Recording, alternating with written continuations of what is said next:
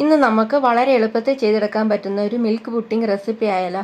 ആദ്യം തന്നെ ഒരു ബൗളിലേക്ക് 2 കപ്പ് പാല് ആഡ് ചെയ്ത് കൊടുത്തിട്ട് അതൊന്ന് ചൂടാക്കാൻ വെക്കണം. ഈ പാല് ചൂടായി വരുമ്പോഴത്തേക്ക് അതിലേക്ക് 1/3 കപ്പ് പഞ്ചസാരയും 1 ടീസ്പൂൺ വാനില എസൻസും കൂടെ ആഡ് ചെയ്ത് നല്ലതുപോലെ ഇളക്കി കൊടുക്കുക.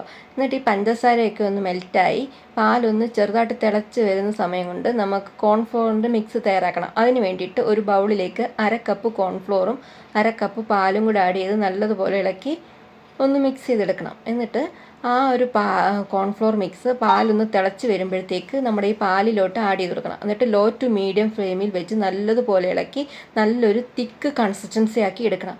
അങ്ങനെ പാല് നല്ലതുപോലെ തിക്കായി വരുമ്പോഴത്തേക്ക് നമ്മുടെ ഫ്ലെയിം ഓഫ് ചെയ്തിട്ട് ഒരു ബൗളിലേക്ക് കുറച്ച് ഓയിൽ സ്പ്രെഡ് ചെയ്യണം.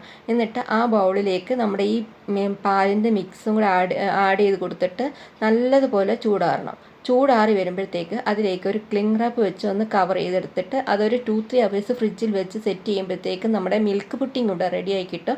അങ്ങനെ നമ്മൾ ഫ്രിഡ്ജിലൊക്കെ വെച്ച് നമ്മുടെ പുഡിംഗ് ഇവിടെ റെഡിയായി കിട്ടിയിട്ടുണ്ട്. ഇനി നമുക്കിതൊരു പാത്രത്തിലേക്ക് മാറ്റി കൊടുക്കാം. എന്നിട്ട് ഡെക്കറേഷന് വേണമെങ്കിൽ മാത്രം കുറച്ച് ജാമും കൂടെ ആഡ് ചെയ്ത് കൊടുക്കുന്നുണ്ട്. അങ്ങനെ നമ്മുടെ പുഡിംഗ് ഇവിടെ റെഡി ആയിട്ടുണ്ട്. ഇന്നത്തെ വീഡിയോ ഇത്രയേ ഉള്ളൂ. എല്ലാവർക്കും ഇഷ്ടപ്പെട്ടിട്ടുണ്ടെങ്കിൽ എൻ്റെ ചാനൽ ഒന്ന് ഫോളോ ചെയ്യാൻ മറക്കരുതേ.